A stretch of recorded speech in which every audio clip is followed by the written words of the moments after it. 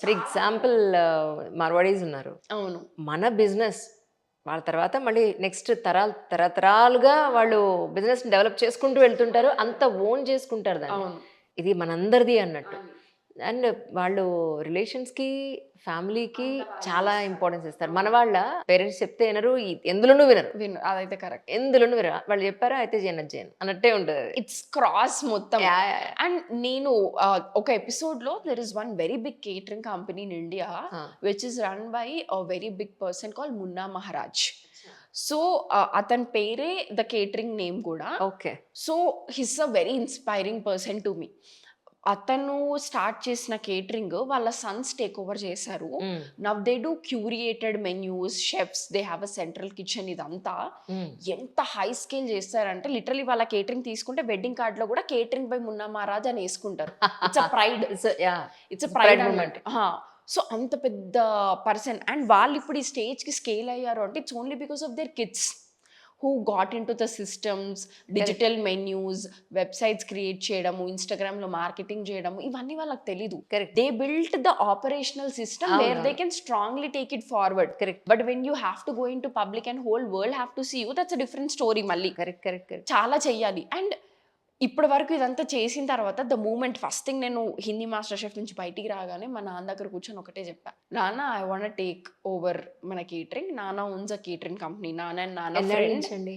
Almost 13 years నుంచి ఉంది. Is it? Yeah! So, caterers పేరు? సిరి కేటర్స్. అచ్చా! Okay.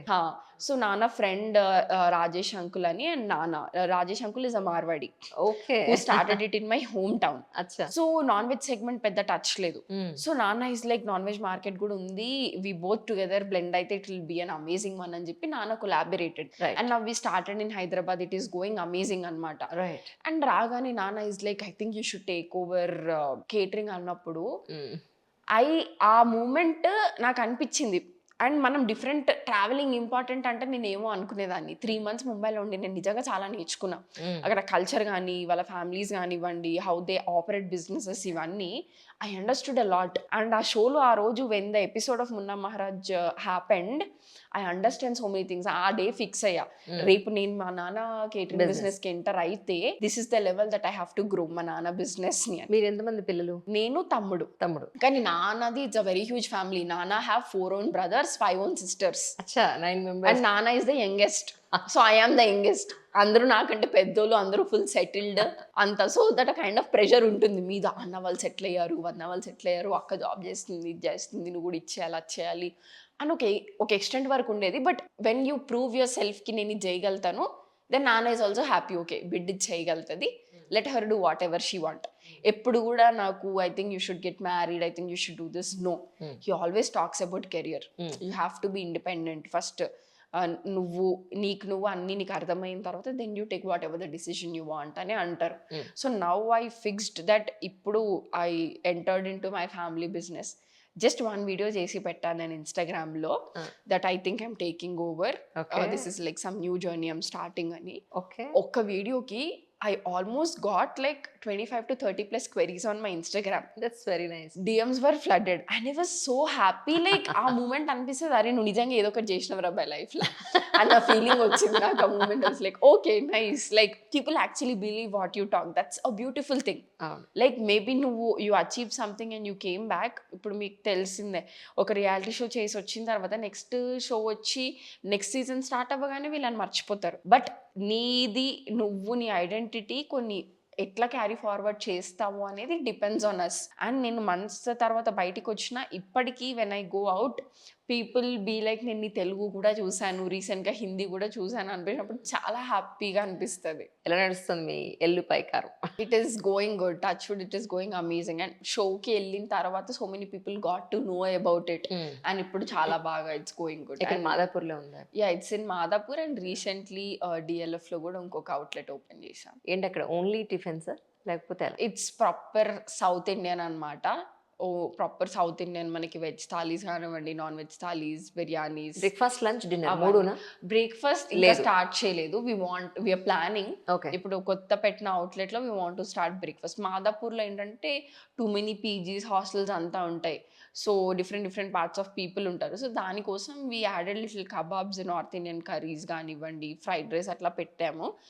Because at the first outlet we want to see how people respond and react. Correct. Second outlet ఏంటంటే there is no Chinese, there is no North Indian, there is nothing, proper South Indian. If you're Okay. Eating, it's like you have an appam with curry, dosa with a curry, Oh, proper Malabar parotta with Mangalorean curries, right. And proper biryanis, మన Andhra pulaos, proper మంచి ఆంధ్ర థాలీస్, ఇట్లా proper Telugu food. ఇంకా మనకి మన south Indian cuisine ని we have to show it up అని చెప్పి we started. ఇప్పుడు మీరు ఏ Swiggy-లో రెస్టారెంట్ ఉన్నారా? Yeah it's on Swiggy.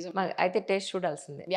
Please you have to come. I would love to host you. ఒకసారి తప్పకుండా రావాలి మీరు. ఇక్కడ ఫస్ట్ రెస్టారెంట్ స్టార్ట్ చేయడానికి ఇన్వెస్ట్మెంట్ పాయింట్ ఆఫ్ వ్యూ అంటే మీరు అందరూ ముగ్గురు నలుగురు ఎవరో ఉన్నారు, నాన్నగారిని ఏమి సపోర్ట్ తీసుకోకుండా మీరే పెట్టన్నారు, బాగుంది. కానీ షెఫ్ని సెలెక్ట్ చేసుకోవడం, మెనూ సెలెక్ట్ చేయడం, ప్లేస్ చూసుకోవడం, ఈ ఆర్గనైజేషన్, అడ్మినిస్ట్రేషన్, ఎవ్రీథింగ్ అంతా ఎవరెవరు చూస్తున్నారు?